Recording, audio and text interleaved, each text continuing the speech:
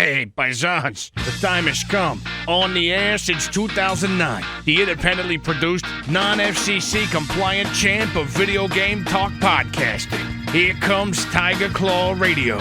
Here's your host, Critical Failure. Welcome everybody to Tiger Claw Radio. This is your host, Critical Failure. It is that time again. Boys and girls, this week, Phantasmagoria. We're going to talk about light gun games. Halloween sales have come and gone. We're going to do a quick roundup of those, and Thanksgiving is nigh upon us.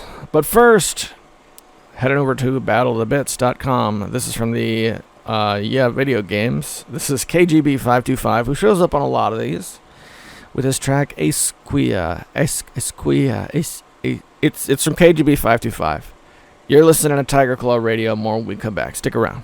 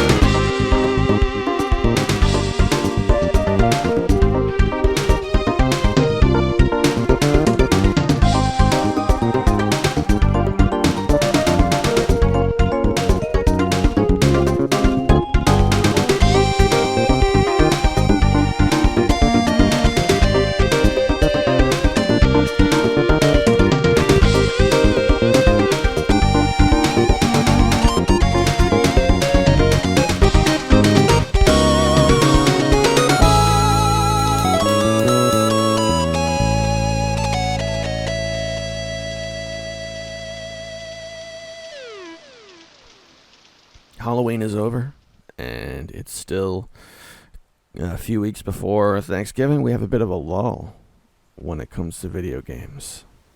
So what did you play? Did you play anything special for Halloween? The most Halloween game that I played this past week was Harvester, which I played. Is that better? Which I played the day of Halloween. Played Harvester for about 2 hours. Top choice for a Halloween game. And I haven't played Harvester for about 4 years or so. It had been longer than I thought it had. So I didn't remember any of the solutions. Because with these like old adventure games, once you know where to go, it doesn't take that long to work your way through it. Space Quest. I can beat Space Quest in like 20 minutes or something. I don't know. Maybe it's a little long. Maybe it's like a half hour or something. But I could be taking it very quickly. Excuse me. Because I know where to go. Harvester is similar, but I waited long enough that I couldn't remember any of the solutions, which made it fun again. And what a bizarre game Harvester is.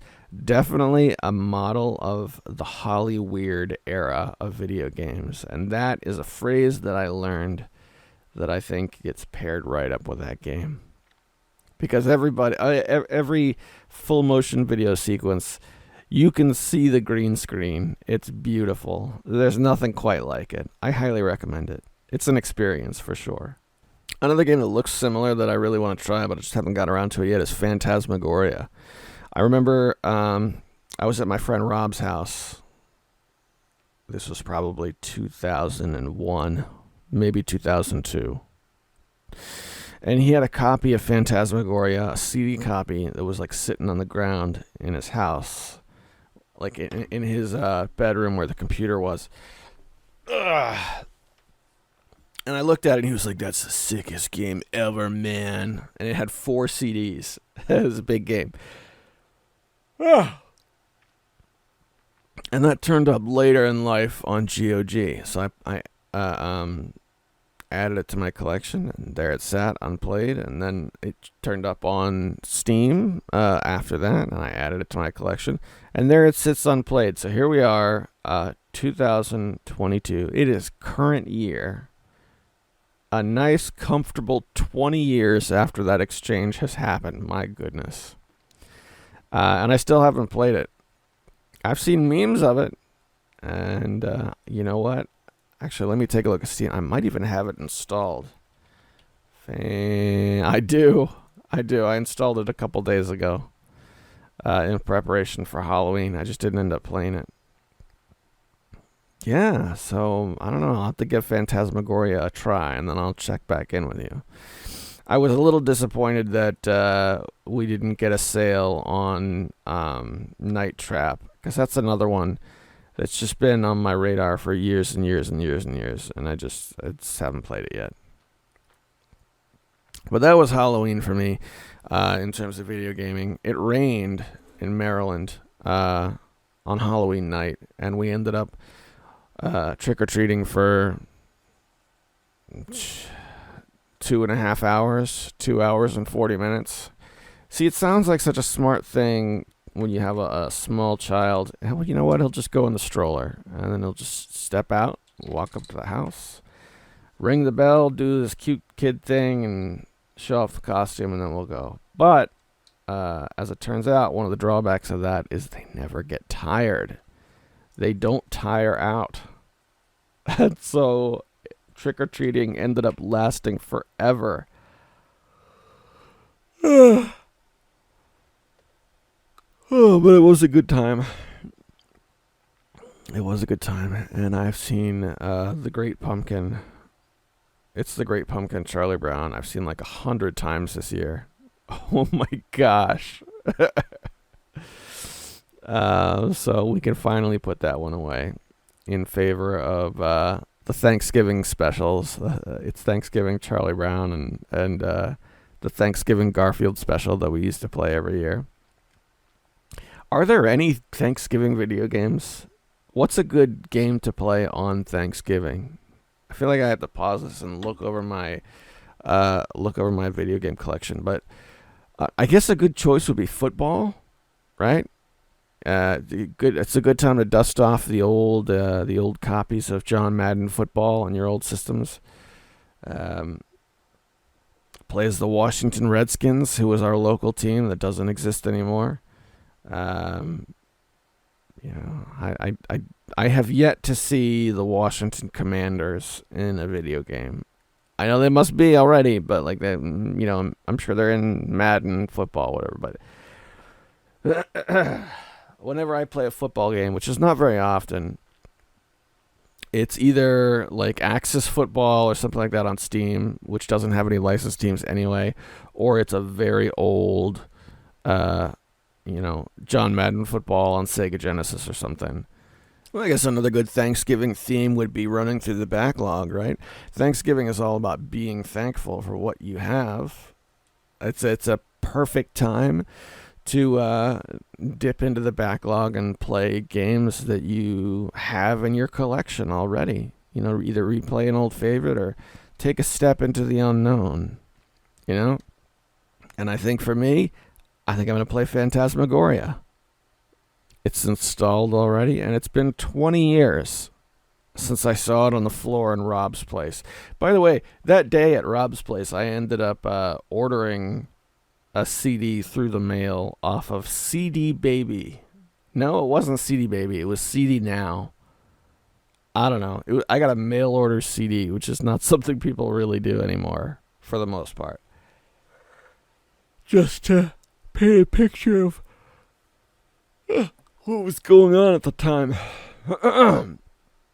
But yeah, all right. So at the end, this being the end of this little segment, I am going to play Phantasmagoria, and then I'm going to get back with you, and we're going to be thankful for what we have already, which is a very it goes against the what the big companies are trying to do in Thanksgiving. Thanksgiving's all about the start of the holiday season. It's about the beginning of the shopping craze. No, we're actually going to be thankful for what we have already. I think that and football are the two big themes of the Thanksgiving season here on Tiger Claw Radio. So, stick with us. I'm going to play some Phantasmagoria. You're listening to Tiger Claw Radio. Returning to Battle of Bits, this is We Were Made for Heck. You're listening to Tiger Claw Radio. Get ready for an experience.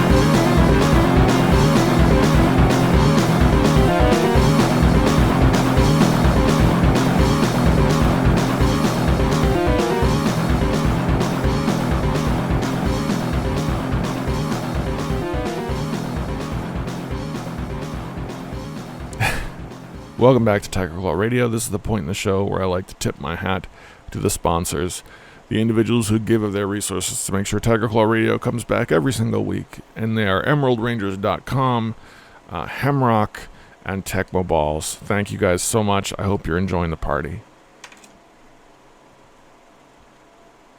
Well, I tried Phantasmagoria. I put in over an hour, like an hour and a half into that game.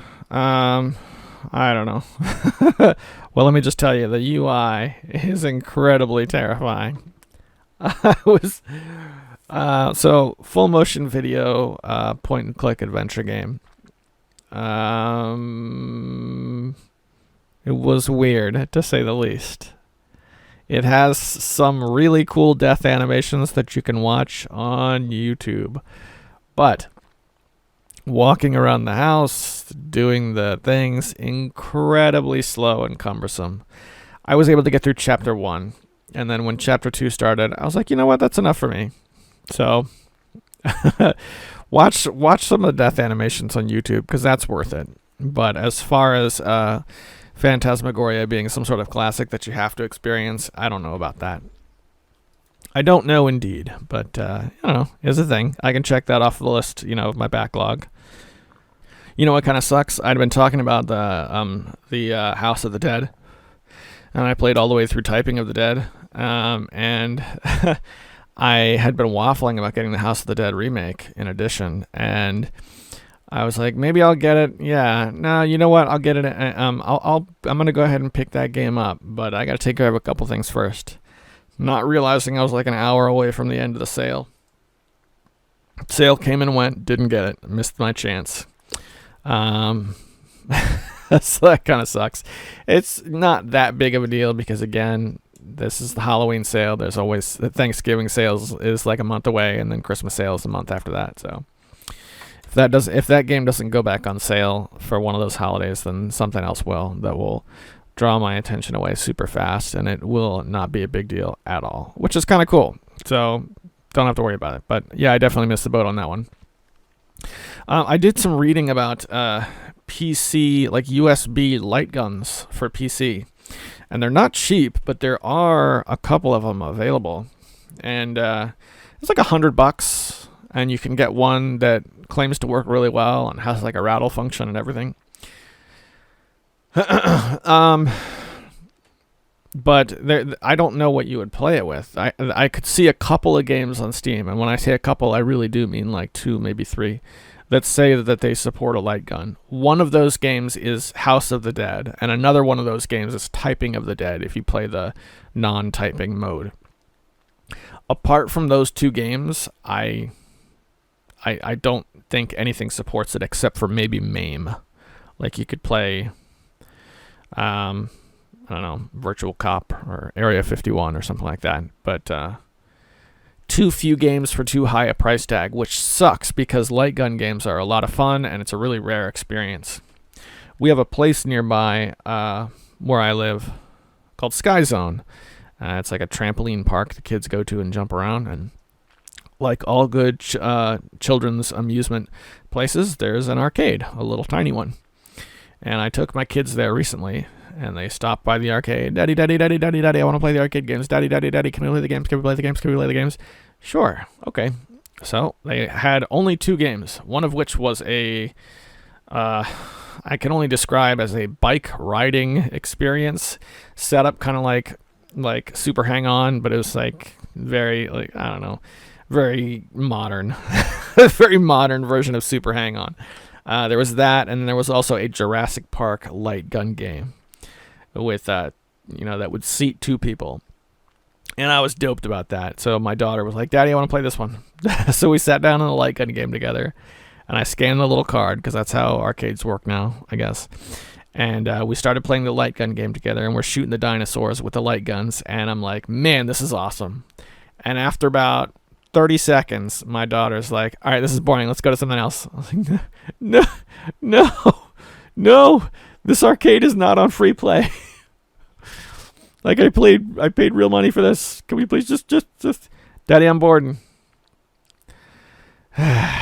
So that one like tiny little bit of playing the Jurassic Park light gun game reminded me how awesome a light gun can be. Because the last time I used a light gun before that was at MagFest, and that would have been pre-COVID.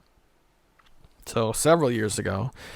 The last couple MagFests I went to, they had taken to setting up like light gun galleries in their console rooms. They had like 5 or 6 TVs, and each one would have like a different system on it, running a light gun game.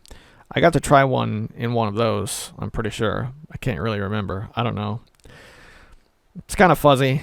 The only thing I can set up around the house is I do have a CRT, and I do have an NES light gun, but that's about it. And my CRT is pretty small. I don't even think I have I don't know what I have that supports it apart from Duck Hunt. I could play Duck Hunt, I guess, but I don't have a copy of Hogan's Alley, which is a fun game. That might be cool. I wonder how much you can get Hogan's Alley for. It can't be a lot, right? Because you have to have a CRT to make a light gun work. Let's head over to the eBays and see how much Hogan's Alley costs. Hogan's Alley. And I know I've done this on the air before. I've done this exact same thing on the air before. But prices fluctuate, you know? Yeah, here we go. $10 if you pull the trigger right now. But it looks like you can stock it for a little less than that, like $7, $8. Yeah, there's Hogan's Alley. Oh, look at that. There's the Famicom box for $50. I guess that's a lot. The box looks really cool, though. The Famicom in general has really awesome label art and box art. I always enjoy seeing that stuff. Yeah, that's a good light gun experience. I gotta get a light gun for my Master System, because I'm pretty sure I have a light gun game. I can't remember which one it is, but one of the games I have from the Sega Master System is a double cart, and it's the one that has the original Hang-On on it. The other game that's not Hang-On, I can't remember what it's called, but that's a light gun game. So, yeah, there's one. Oh, you know what else I have that supports light gun? I completely forgot about this. Bayou Billy. Bayou Billy had a really awesome light gun level, actually. But yeah, that's it. It's just Bayou Billy and Duck Hunt. So, yeah, not enough. Not enough to support fishing all that crap out of the closet.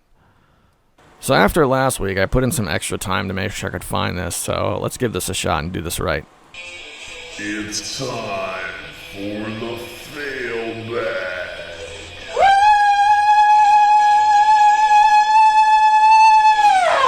Yes, friends, it's the fail bag. It's a fantabulous form of entertainment called the fail bag, where I read your questions, comments, anything you have that's important to you, that's deep inside that you want to get out. It's just you, it's just me here. We're gonna interact and enjoy the benefits of it being a small show. So if you want to reach out to the show, you can head over to emeraldrangers.com and leave a comment. You can go to YouTube and leave a comment on last week's show, or you can go to Discord and go to the Failbag channel, or if you know me personally, shoot me an email. Just make sure you mark your emails properly so that I know what you do and don't want me to read on the air. All right, so that said, I've got one printed out here, and this is from Hemrock, and I think he also just posted on Discord as well, but let's start with this one. He says, "Greetings, Critical Failure. Thank you for another episode, and many thanks for bringing back TCR. I hope you and the fam had a safe, enjoyable Halloween." We did. Thanks, man. You as well. I imagine you're still waiting on the Dream Game engine to be delivered. Can you go into a little detail about what features will be in the game engine?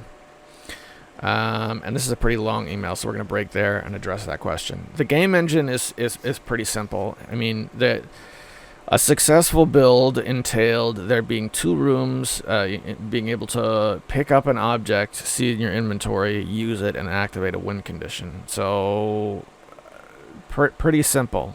Pretty simple on what's in the engine. Right now, I'm just trying to make sure that I have something that I can build off of. He's pouring the foundation. That's what he's doing. There's not a lot that's going to be playable at this point. But this is being recorded on the 7th on Monday, and the engine due date is on the 10th. So the way this works, on the 10th, he's going to provide his build of the engine, and then I'm going to send it back to him with some changes, and then, however long he needs to make those changes, and then we can build from there. So we'll see what happens. Yes, I'm still waiting on the engine. Won't be much longer now. Let's get back to the email. He says, "'Tis the season for sales, and the Halloween sales are just beginning. I know you mentioned the Steam Castlevania collections are on the cheap. For what it's worth, it's a relatively easy way to dump the ROMs from these collections. I actually bought the, not this sale, but a sale, in distant past. I bought the original Castlevania collection and enjoyed it. I at least enjoyed playing through the first game. I think those are a good buy. I never got into Sims 4. Does the free version include any of that really aggressive DRM? I love the original Sims back in the day. What a crazy sandbox to play in. For instance, I would pause the game when the pizza delivery guy came to the door so I could build walls around him. Turns out if you keep him locked up long enough, he will die. The Grim Reaper comes around when one of your Sims passes away, and despite my efforts, I was never successful in trapping the Grim Reaper behind walls. I suspect he would not die if kept locked up anyway. Also, I would try to start fires. Fun times. By the way, OG Sims had some of the best background music when in building mode. Do yourself a favor and look that up if you've never heard it before. Okay, couple things. Sims 4 on Steam has pretty aggressive DRM. It doesn't have Securom, or Denuvo, which is what I think. Denuvo is what makes most people upset these days, and Sims 2 had Securom in it. But you have to have Steam installed. That's one, and then when you run it, it opens up Origin and basically just runs the Origin version. So in order to play the free-to-play version, you have to have 2 different online marketplaces installed. So I think that in and of itself pretty aggressive, if you ask me. But at least it's free now.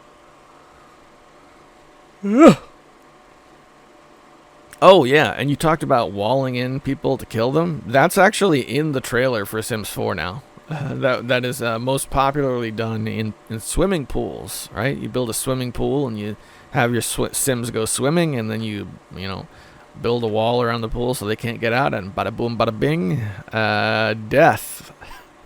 That was my technique in The Sims 3. I had a little guy who was a novelist, and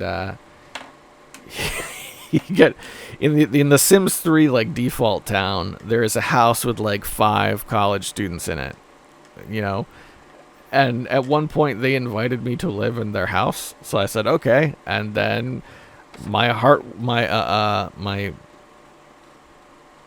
gift for allowing me to live with them was quintuple murder. And then I had the house to myself, which was fine, except that for some reason my Sim would mourn their deaths from time to time, which was really weird. I'm not so sure about that. I don't know. I think the Sims 4 could have things that appeal to me. I have other things that I'm interested in right now. But yeah, I don't know. It's a thing. All right. I lost my place. See where we are. As mentioned previously on the show, I finished my 8-Bit Collective Top 40. So now it's on to the next project. Since TCR is back on the air, I want to finally complete version 1.0 of the TCR floppy disk. This is our orange chicken a la Panda Express. Let's generate some hype, but I need involvement from the TCR and Emerald Rangers community, and of course, I want input from you, CF. Via Discord, I sent you a prototype of sorts that gives you a general layout of the disk and what it would look like when you first open it. I'm envisioning a set of files, collectively less than 1.44 megabytes, that includes a readme.txt on the root of the disk. The text file would be tricked out with corny ASCII art. It would serve as an introduction to TCR, provide links to the Discord, as well as a table of contents to the floppy. The README file would also have high scores for all/most of the various games that would be on the disk that we have aggregated from the community. I'm thinking about the games that would be DOS or Pico 8 based, since they're small in size. We would also have a folder with custom-made jetpack levels and maybe pinball construction set tables. Additionally, I've set aside an area for chiptunes. I found a decent DOS-based NSF reader and threw in NSF files from Battle of the Bits. Tested it on DOSBox and it works. Right now, the prototype is 1.24 megabytes. Here is a list of the games I have on it currently. Angband, relatively large game, but it's worth... Okay, excuse me, this is for DOS. Angband, relatively large game, but I think it's worth it. Arcade Volleyball, Bricks, a breakout clone. Chess88, Glook, a Defender clone, Invaders 78, a really nice Space Invaders clone, Ladybug clone. I had to turn up cycles from DOSBox to get it to run well. Morkin 2, Mpede, a Millipede clone, Niet, a Tetris clone. I know Niet very well. Paratrooper, Pinball Construction Set. For Pico 8, Celeste, Phoenix, yes, like the Atari game, Pico Depon, Matching Madness, Undune 2, surprisingly well demake of Dune 2 that includes all the original missions. Please let me know what you think. I miss Kaiser's Cry with the fail bag. I hope you are able to find it. Find that bit. Do you still play the V90 or the 280V? If so, what are you playing? Take care, my friend. Hemrock. Okay, a couple things. That's a great list of games. Niet sticks out to me because that's how I first came across Tetris for the first time. I was watching my dad and my much older brother play Niet on the family IBM 386 that we had in the late 80s.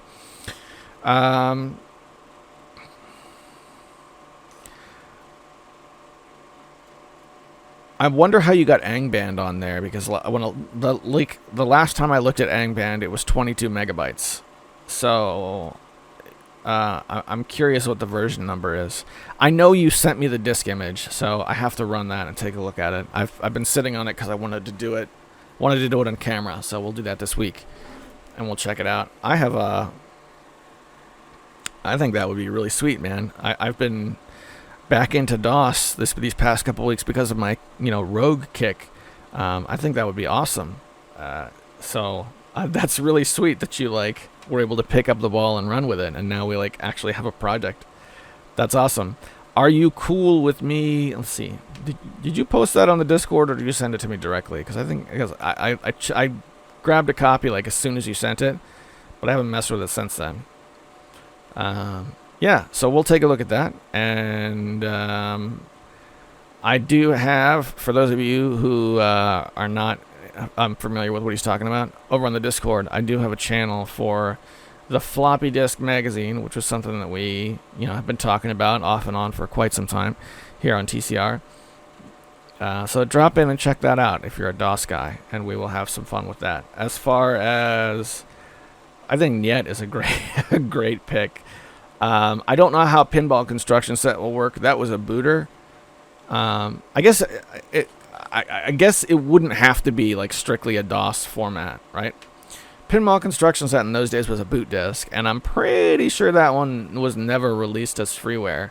So you could make tables on it, which, when you made a table on PCS, it would produce an executable, which was freeware. But the construction set itself, I think, is still copyrighted. But yeah, that's a great list. And the last question you asked was, do I still play the V90 or the 280V? Yes, occasionally. Those are the two most portable of the machines I have.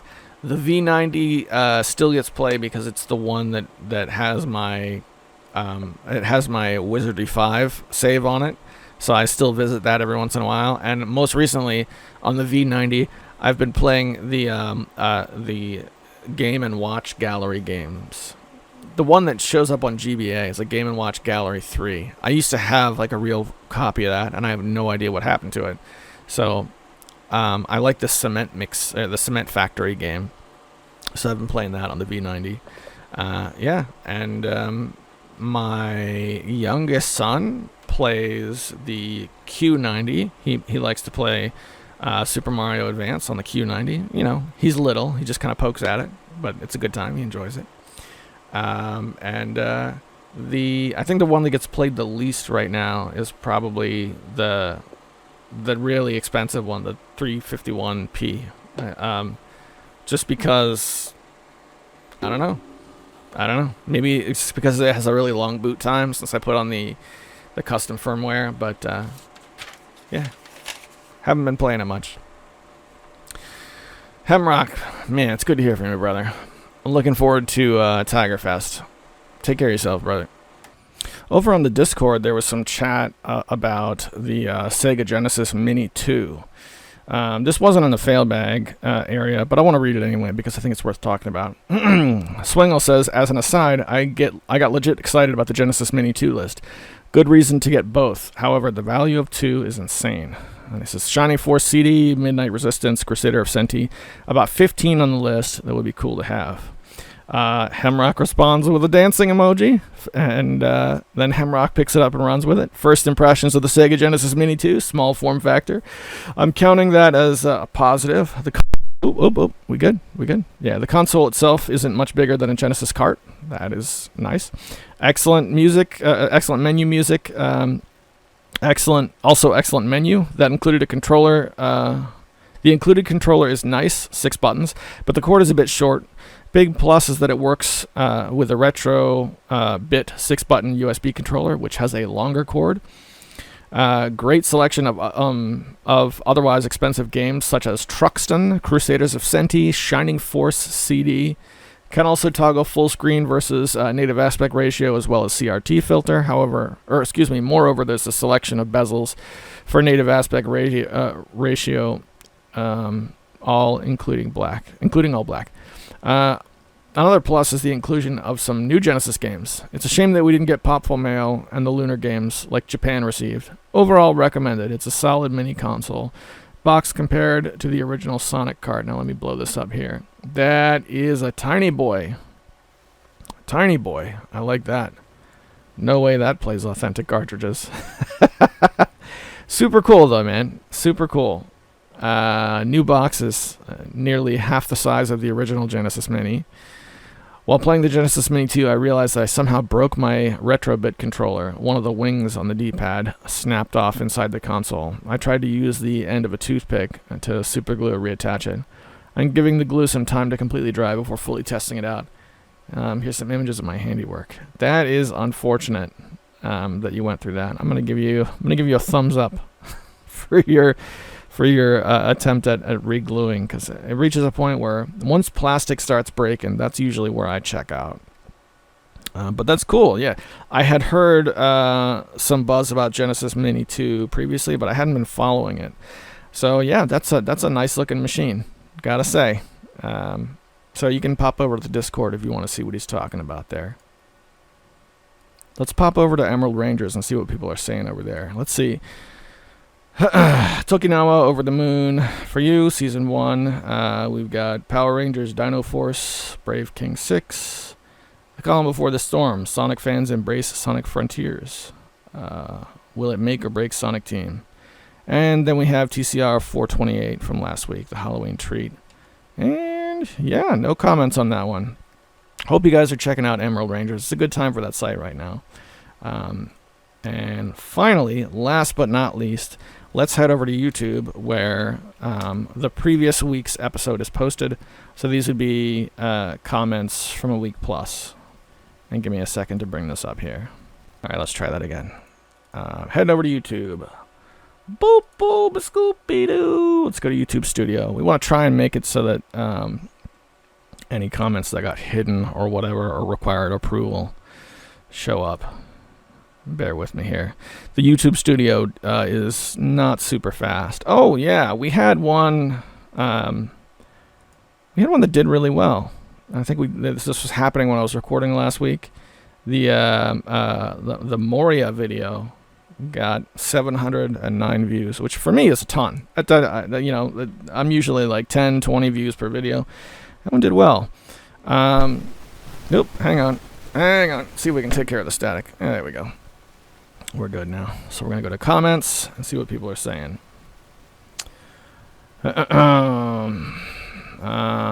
6 days ago, 2 weeks ago. Yeah, Mecha Menace. It's before you start programming, I recommend hammering out a design. Things will obviously change during development as you encounter hurdles or the sparks of inspiration. Having an outline in place in which you feel confident about your foundation, which you can fall back and guide you through and guide. Wow, let me read that again. A foundation upon which you can fall back and a guide to direct your next steps. I think this is important for all goals or arguments, though some increasingly intelligent people who wing it are really just thinking multiple steps ahead. The reason I make this suggestion is that you can develop yourself into a corner, and wrestling it back into something you can can be a lot of work. I remember learning to code and doing a lot of writing code out on paper before I did anything. And when I actually went to the keyboard, it was just like copying the answers of problems I'd already solved. By the way, is this an ASCII art game? As of now, it is an ASCII art game. And yeah, I'm doing exactly what you're talking about. I started with a design document before I had to have... Okay, first of all, when you hire a programmer, having a design document is a requirement, because it's like an accepted truth that when the client requests something, what the programmer is going to deliver is going to be different. And the reason why is because what the words that the designer uses to articulate what they want are usually not good. And so the designer is working with like a murky, nebulous description of something, and they try and get as close as they can. So you have to have what you're talking about before you can even get started. Now that's just for the engine. I assume you're talking more about like the setting once I actually start adding content. And yeah, that's what I have been up to lately. Rather than working on like technology, coding and all that stuff, I've just been getting pieces of paper and drawing maps and writing out things and planning it out that way. And it's all in flux. So not much I can talk to you about. But yeah, you're right. I think coding without that is more like having fun with programming rather than actually making something. And that's important too, because I definitely did that. But yeah, you can't, Yes, I have a plan. So I think we're good. On that one. Good advice, though. Death Adder writes, I also only ever played a little bit of Bayonetta 1 and could never get into it. The gameplay seemed exhausting, and goth girls are more on the bottom bracket of my Japanese anime wife list. The voice actress complaining came across more as obnoxious than it did make me feel sorry for her. But I get that making grunting noises like you're fighting into a microphone is hard work. Middle-aged Bayonetta woman. Oi, blimey, matey, put another shrimp on the barbie. Chip, chip, cheerio. Oh, why did I, governor? Please give me $1 million now. Consumer who used to like Bayonetta. Wow. No thanks. Yeah, I don't know, man. I guess, to put it bluntly, I just don't care enough to figure out who's at fault. So, I don't know. Don't know, man. I don't hate the woman, If there was a way I could sound off and get a ton of extra money, I'd definitely do it. But what are you going to do? I guess I just wasn't moved. And the last one, I also did a video about messing with AI faces, AI face generation. I found a site where, it's pretty well known, where you type in a prompt and it'll generate some AI art for you. And the prompt I generated was Frank Zappa has a serious argument with a basset hound about politics. And I did it a bunch of times. Boom, boom, boom, boom, boom, boom, boom. I took all the images together, made a slideshow, and then I put some AI-generated jazz music over it, for the background, so to make something really weird. And I really enjoyed it. It was fun to make. You only have so many credits for the AI art generation, so it's something I can really only do like once a month. But yeah, that also did fairly well for my standards. So that's up there if you want to check it out. All right, give me a second here. I think that's it for the fail bag. Let's see what else we got. Here's one that happened in the past day or so. Multi-user dungeons, MUDs. It's one of the concepts that I'm building, my game around, local MUD. I found out that there's actually an authentic MUD that's on Steam, which is weird. I mean, because MUDs in particular, for the most part, are free. You go get yourself a client, which is free. Something like, I think it's Mudlet, and then you can connect to a server and, just play out your text adventure multi-user game. Well, there's a game called Batmud, which has its own custom client that's integrated. And they put it up on Steam, and it's $5, $4.99. And Batmud has been according to what they say in the store page, it's been in development since 1990, which makes it 32 years old. And that's pretty cool. So I could see through the just through the pages in Steam that it's still being updated. Like, this was posted in Steam probably like 5 or 6 years ago, and it's been updated as recently as last year. So that was enough for me, and I threw down the $5 to support the project. Put about 2 hours into it. It's really good. I'm enjoying it so far. I am enjoying Batmud. One big difference between this, I can see it already. The difference between this and what I'm doing is that since there's multiple users, there has to be some sort of preservation of balance, right? You can't like just say type in the secret code and get super awesome or download a crazy mod, because the world has to be consistent for everybody, like any other MMO. Oh, hang on, let me see if I can do something about the static. There we go. I think we're good. So I want to make a game that looks and feels like this, but instead of being, an online thing, it would be more, hey, this is your own personal experience. And then because of that, we can introduce Steam Workshop. And if you're really into it, you can create regions and, tack them on to your own game. I don't know. But other than that, this is really cool. I definitely suggest checking out Batmud. BATMUD. If you're interested in text-based games, which I don't think any of the individuals listening now are, but if you are, this is a good one. It's not the only mud on Steam. There's another one called Hack Mud, but that's $20, which is way too much for a mud, considering the vast majority of them are free. And I read from the user feedback that you have to have some programming knowledge in order to succeed in the game, which is a cool idea, but in my mind that makes it something different from what I think of as like a traditional mud. But yeah, that's a thing that exists that I just discovered this past week, and I'm pretty happy about that, especially since if you look up text adventures now or interactive fiction, a great deal of them are like choose your own adventure type. And I don't have anything against those. I actually played one recently that I really enjoyed called Minutemen that Swingo gave me. But there has to be a parser for me. That's what I really like. I want to be able to sit down and talk to the computer and have the computer talk back, and that's the way we run the game. So Batmud is a game that does that very, very well. So that will make Batmud is my game of the week, and I do that reluctantly so because here again, when I have time to sit alone and play, which is not very often, but when I do have that time, I play Rogue, the original Rogue. And I play it on Steam, and that's got about 12 hours in it now, which for Rogue is a lot, because it's a game that shuts itself down after you die. I'm noticing a pattern. I can only get to about level 15. There's 26 levels. You get down to the 26th floor, and then you got to go back up. So I can only get to about level 15 when they kill me, and I've only done that a handful of times. And I seem to remember that also being our record from back in the day. I think level 16 maybe was our record. And we never made it to the bottom of the dungeon in Rogue. So I played that, been playing that a bunch. I played NetHack Legacy some. There is a version of NetHack available on Steam that I wasn't interested in for a while because it wasn't from the developers, but I just bit the bullet and bought it, and it's good. NetHack Legacy. I played that a couple of times, but NetHack is way more complex than Rogue is, and I'm not quite ready to make this my all-the-time game.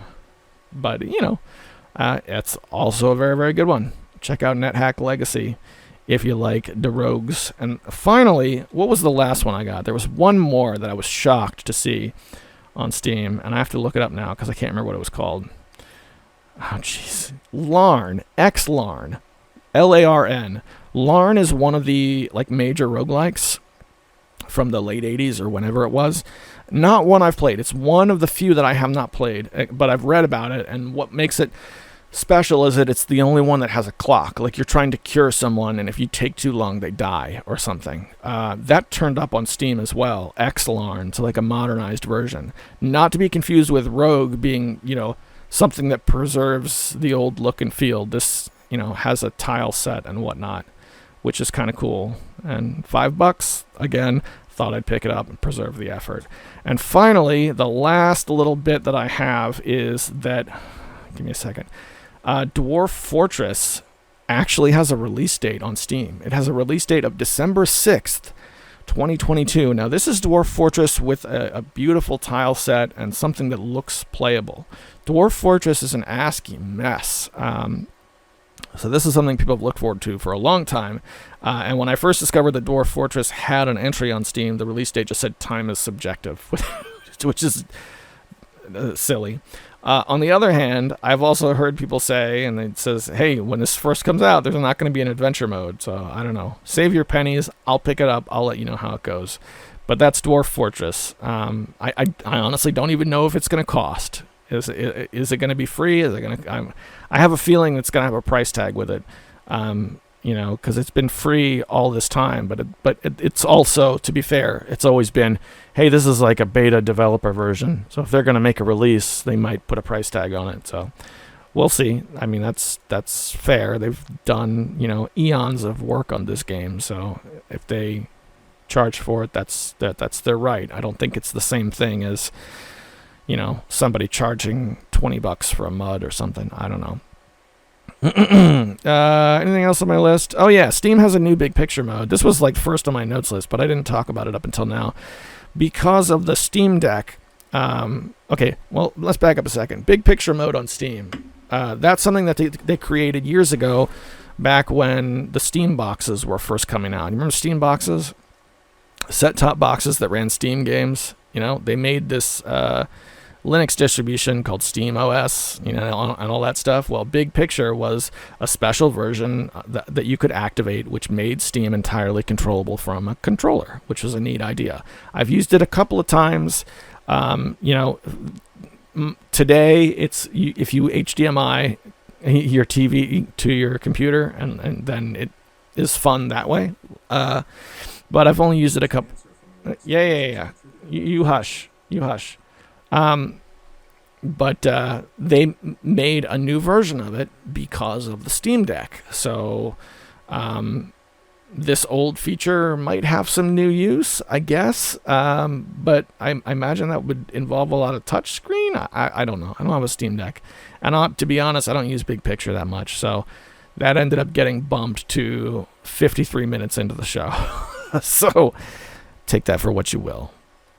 Okay, and just before I wrap, I wanted to talk about something. I can't remember where this was, if this was in the email that I read earlier or not, but Hemrock did the top 40 of the 8-Bit Collective, and this took a lot of work. This is a great... He suggested doing the countdown here on the air, and I would love to do that, man. I really want to do that. I think that'd be awesome. It requires a little prep. Like, I'd have to have the native MP3s in order, so that I could just drag and drop. Because I took a look at it in order to do something like that, like ripping from the audio, that kind of stuff. It would be like more work than I think is feasible, per episode, for the next 40 weeks or however many weeks. But that is something I want to pursue. So my question would be, do you still have just the MP3s hanging around? Because I think we should do this and make it work. But Hemrock, I'll get with you privately and we'll go over it and see what we can do. And that's TCR for the week. Heads up, I got a camping trip next weekend, so next Monday's episode might be a little delayed, but we'll do what we can. I'll make sure something gets out no matter what. Big thanks to everybody who tunes in and listens. Even if you're not, like a financial supporter, your time is super, super important to me. I value that very, very much. And outside of TCR, out in the real world, whatever it is you're dealing with, I hope it goes well for you. Because I know every one of us, could bring somebody to tears with our stories. That's just our circle. That's just life. And I want you to know that I'm really rooting for you. I hope something goes well. I hope you have a good day. I hope you have a payday. Somebody you haven't heard from in a while calls you and asks how you're doing. I think you out there, you deserve a win. So here's for your win. Take care of yourselves, and I'll see you next week.